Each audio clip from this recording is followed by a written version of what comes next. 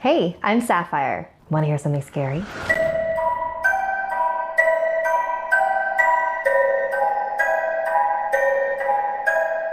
Gather around, good boys and girls. Daniel Millar, Emma Sweeney, and yes, you too, Richard Blackwell. Are you all warm and cozy? Good. Because now it's time for A Christmas Tale by Scott A. Johnson. 'Twas the night before Christmas, and deep in our bunker, my mom, dad, sister, and I did hunker. The streetlights were dark, no carolers sang, not even the blessings of old church bells rang. And beneath our beds, we all huddled tight and hoped he would pass by our house tonight. Everyone knows of jolly Saint Nick and the gifts that he brings on his single night trick, and the presents and baubles and candy and toys that he brings every Christmas to good girls and boys. But it wasn't the man with red suit and white beard whose annual Christmas visit we feared. Outside in the snow, we heard a loud howl, the crunching of ice and an animal growl. I heard it sniff by our window pane, then a deep, throaty laugh, and saw red eyes like flame.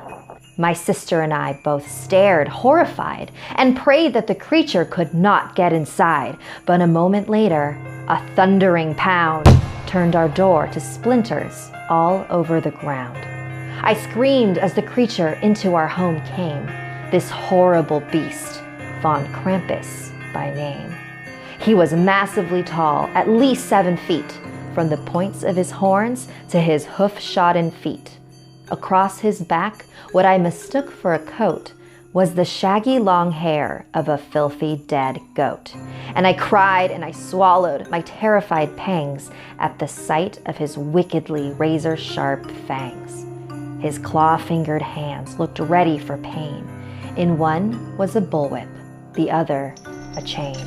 He growled and he sneered and laughed for a while. Then he pointed at us and said, "Naughty," with a smile.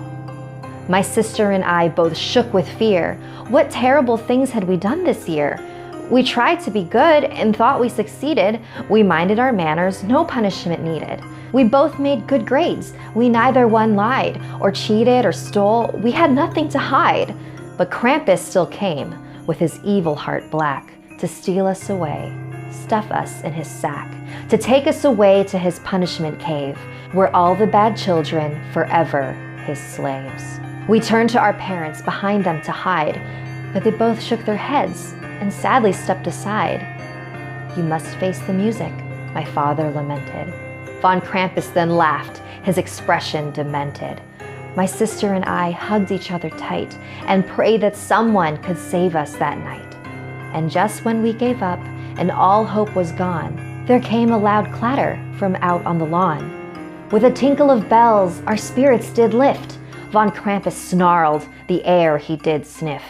On the wind came the scent of holly and pine, of gingerbread cookies and holiday wine.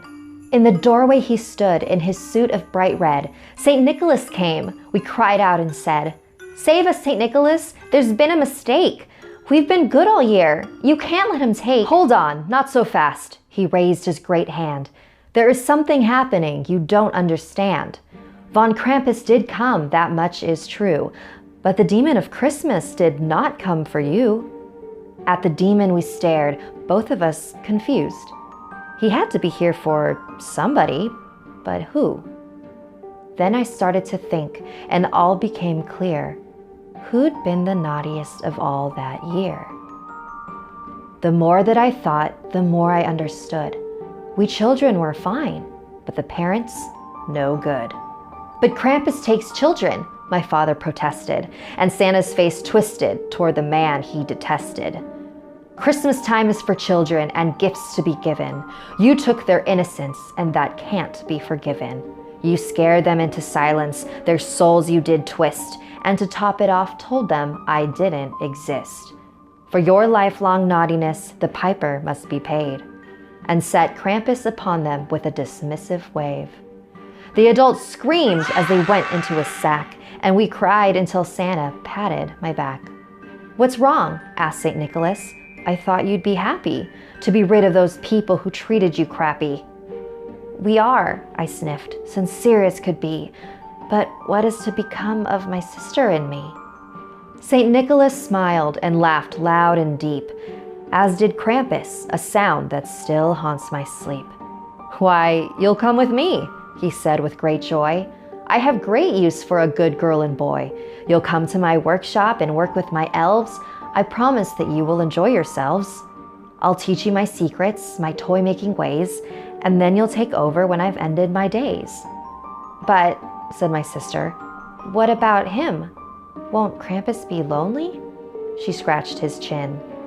I wish to thank him, and I know the way. I will go with him and be his protege. If you or anyone you know have any unique paranormal experiences, DM me on Instagram or Twitter at Awkward Sapphire and I might feature your story. Even if it doesn't fit in with the current theme, it might fit one in the future. And I do my best to read and respond to everybody, so please be patient with me. Until next time, sweet dreams and happy holidays.